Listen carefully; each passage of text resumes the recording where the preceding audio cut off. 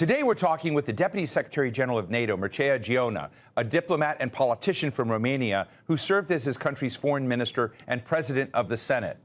Deputy Secretary General, thank you so much for joining us.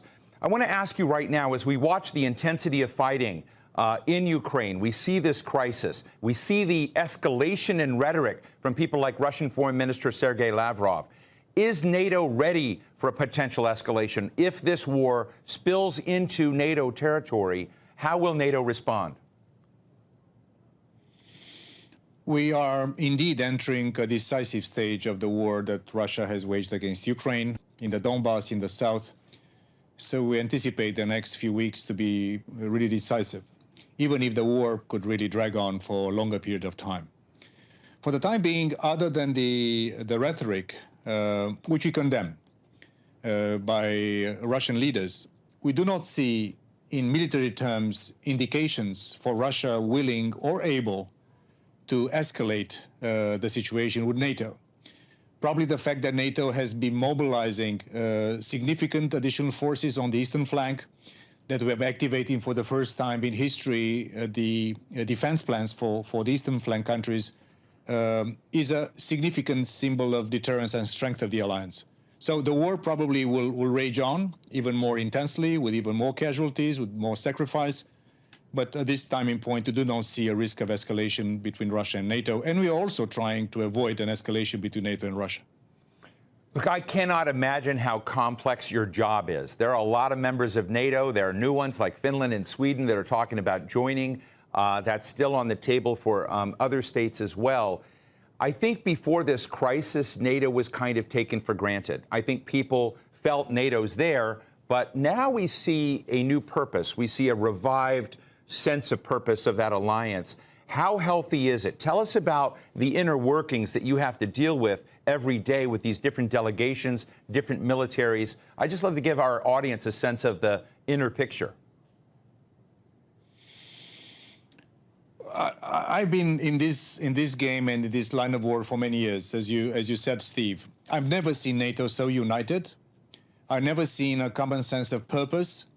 And in a way, this war that Russia waged against Ukraine galvanized, in a way, NATO, but also our public opinions.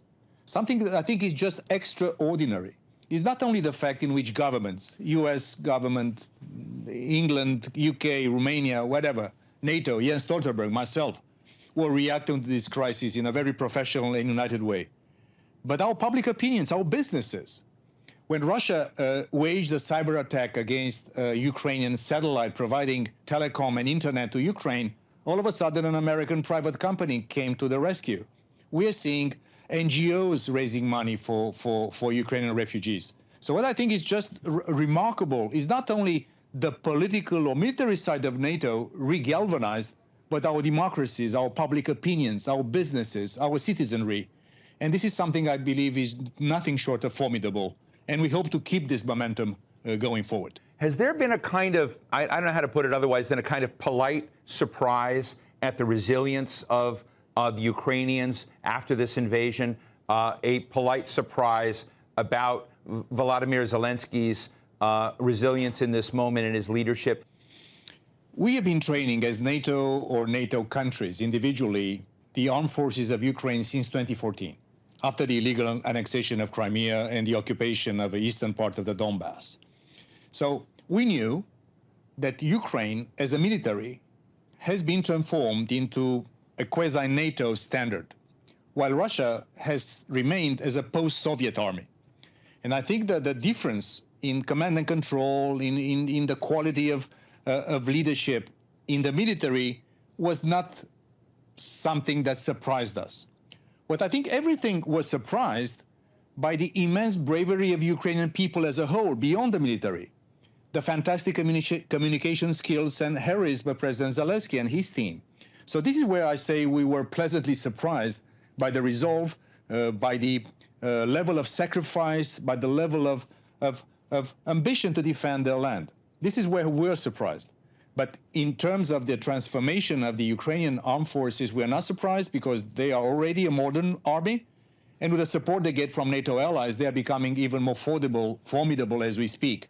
And this is our intention to continue to help Ukraine in its just fight against the aggression of Russia.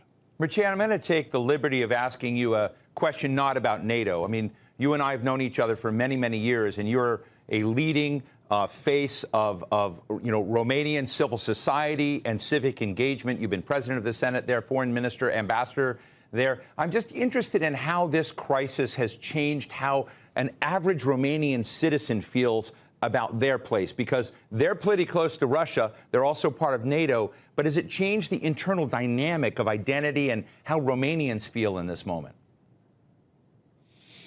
You know, many of the younger generations were taking democracy and freedom for granted in a way.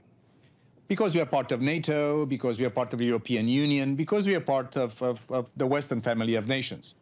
But I think this war was also a brutal wake-up call for many of our citizens, not only in Romania. I think all the countries in the eastern flank, but even more importantly, for countries in Western Europe. Germany, look at the sea change of the public attitude and the strategic culture in Berlin, which was absolutely formidable. Look at the change in Italy. Look at the change in France, in the US, in Canada, in the UK. So I think for all of us, newcomers into NATO, like my country, older members of NATO from the very beginning, we were basically in face of the reality and the brutal reality that war is possible in Europe, something we considered will never happen again after the Second World War. And look, war is back in Europe. So in a way, this is a drama for the Ukrainians and for Europe, but it's also a fantastic wake-up call, as sort of renewing our vows to democracy and NATO and security. And that's how my fellow Romanians feel. We are so lucky to be in NATO. We are so lucky to be in the EU. And we have the obligation to help the Ukrainians down their legitimate way to join us in the European Union. Let me just ask you finally, Mr. Deputy Secretary General, and first, thank you for your service and what you're doing and for joining us today. I know in November that you were hoping that the Russians would agree to an honest dialogue to diffuse tensions, that they would go there. We haven't seen that take part. I don't know our way out of this, but one of the obvious questions is this now a permanent new Cold War, where we have essentially another dark line across nations and their futures, as we've seen how sanctioned Russia is today? We see other complicit nations with what Russia's doing in Belarus and others. You lived on the other side of that wall with the West, from the West, when you grew up. And so you know a lot about walls, and you know a lot about bleakness when it comes to futures. What is your sense, what does your gut tell you? Is this something now we're going to be at for decades ahead, or do you see any off-ramp in the near term where we can avoid that dark future of another harsh line between Russia and its interests and the rest of the world? It is no mystery that the Russia, NATO, Russia, America, Russia, and Europe relationship is the lowest point in many decades. That's a fact. And as long as Russia will continue to be an aggressive player, will occupy its neighbors illegally, of course, the relationship will stay at a very low level. At the same time, we are not in the business of ruling out a future relationship with Russia, which is a big country, a great people, a great history, great culture. So when Russia will realize that this is not the way to approach European security and to engage its neighbors and its partners in Europe, I do not rule out a moment in time, I don't know when, but a moment in time when things will, if not come back to normal, when some form of dialogue with Russia would resume. But as long as they occupy territories, they behave like they behave, will be very difficult for us to do that. But again, we are not ruling out that in the future, in a moment of Russia's choosing in a way, when they change course, I know that we'll be ready to re-engage with them once they've been changing the way in which they approach security, politics, and also values. And this is something very important for NATO. Deputy Secretary General of NATO, Maciej Giona, thanks so much for your candid thoughts and joining us today.